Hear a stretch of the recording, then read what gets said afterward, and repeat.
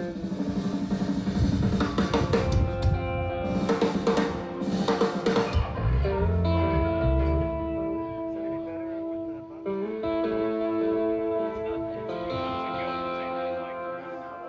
everyone, I'm Jeff Sandstrom, front of house engineer for Chris Tomlin, and we're here in sunny California today as part of the Love Ran Red tour.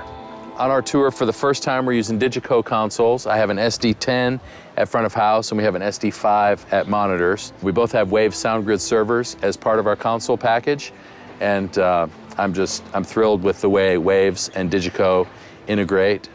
I also have an MGB interface at front of house so that we're able to multi-track record every day or on days when I need to. So I'd love to talk to you about some of the plugins that I'm using on the desk. Starting kind of back in the analog days, you know, it's just instinctive to just sort of grab a knob on a channel strip. And so I'll kind of get my basic EQ settings from the channel strip on the DiGiGrid and then go to plugins for compression and other effects. I will use EQ though. I use the SSL channel strip a lot for Chris's vocal, which is our main lead vocal, his acoustic, snare drum, and a couple other instruments. But for the most part, I'm relying on the console channel strip as a starting point for EQ. Most of my plugins I use for compression, some parallel compression that I'm doing on the drums, master bus compression, things like that. Also, all of my effects are done through Waves. So I use IR Live for my reverbs, and H-Delay for my delays, and they perform extremely well in this environment. When you look at my session, you'll see that I'm using Waves NLS on just about everything.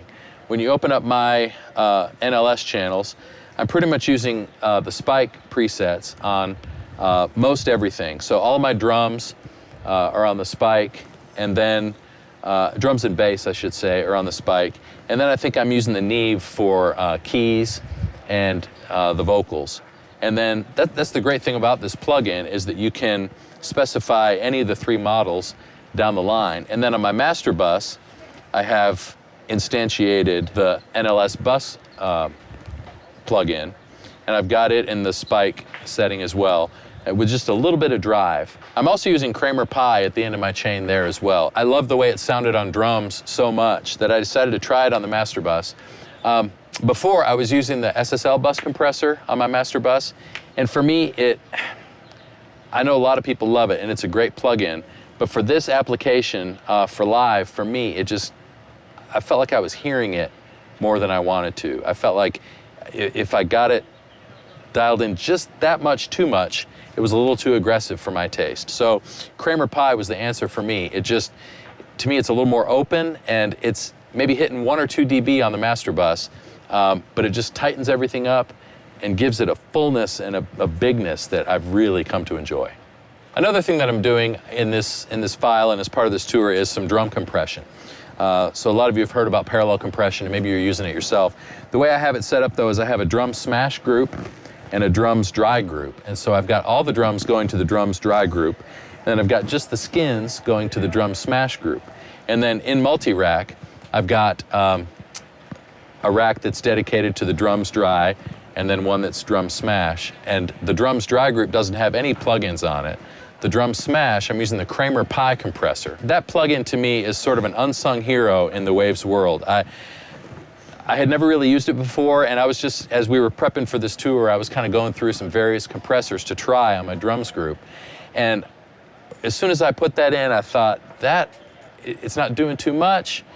You don't really hear it being too aggressive, but it's like the more I turned it up and hit it harder, you know, the metering is hitting, but it just sounds just bigger and tighter. It's just, I love the way it sounds on drums.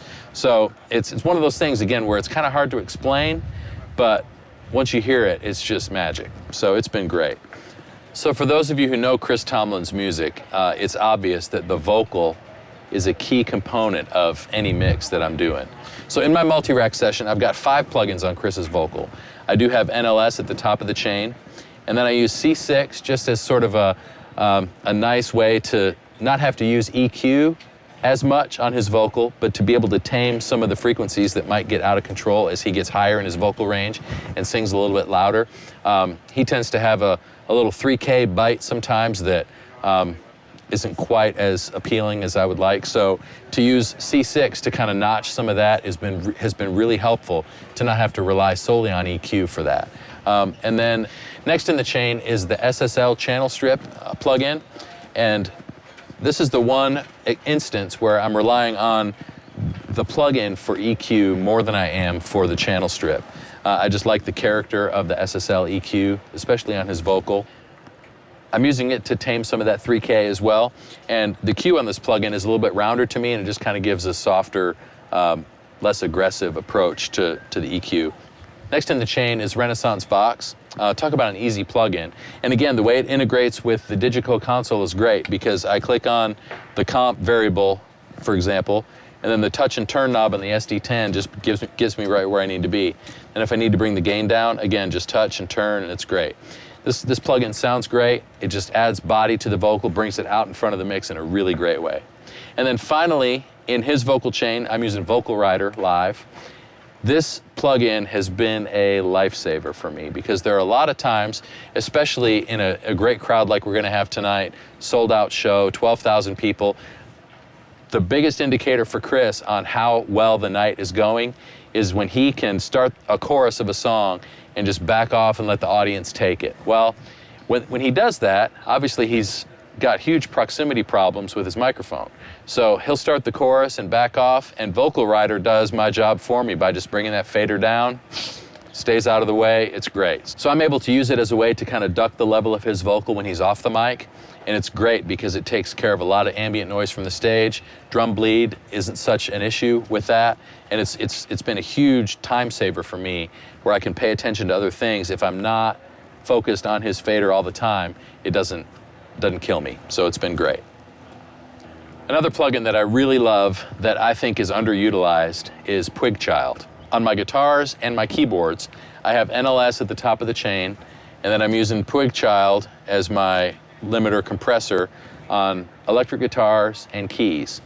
I just love the way these plugins sound. I feel like you can really get into it and really just kind of hit it, and it just tightens everything up, but makes it bigger and more open at the same time. I really love the way it sounds.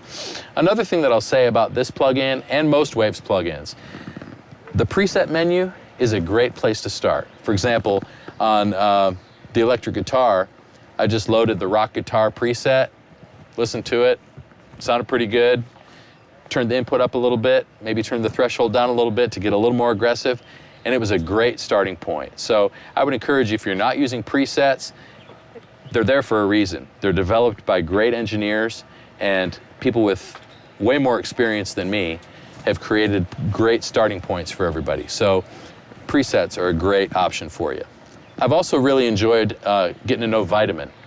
I use it on my tracks channel. We have several songs that have tracks that can get pretty complicated at times. So I have a stereo mix of most of our tracks.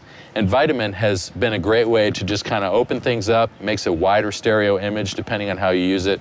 And it's just been a really neat sort of mastering tool almost for tracks that have a lot of stuff going on. I'm able to get a lot of punch and clarity and stereo spread that I wouldn't normally be able to get from the channel strip alone. It's been a great tool.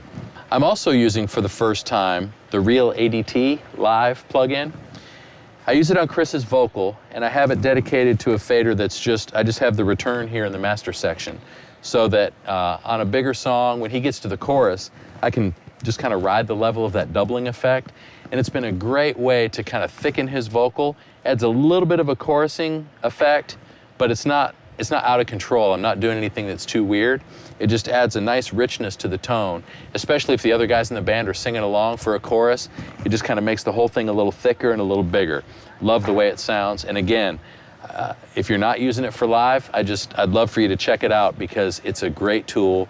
There's a ton of great presets. You can go from simple, like the way I'm using it, to a real wacky sort of phasing effect, and it's a really, really powerful tool.